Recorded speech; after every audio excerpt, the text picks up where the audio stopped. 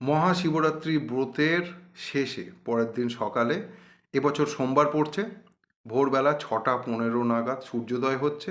তারপরে আপনি স্নান করবেন এবং সূর্যদেবকে প্রণাম করবেন, এবং যিনি আপনাকে গাইড করলেন এই ব্রত করার জন্য অর্থাৎ ব্রাহ্মণ, তাকে আপনি পরিতৃপ্ত করবেন, তাকে দক্ষিণা দেবেন, তাকে দান করবেন, তাকে ফল খাওয়াবেন, জল খাওয়াবেন, খাইয়ে নিজে আপনি ব্রত ভাঙবেন, যাকে বলা হয় পারণ করবেন।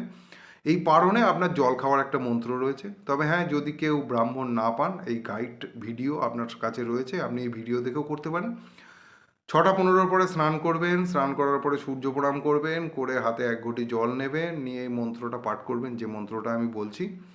পাঠ করে আপনি সেই জলটা পান করবেন, আপনার ব্রতের পারণ হয়ে যাবে এবং আপনার ব্রত সম্পন্ন।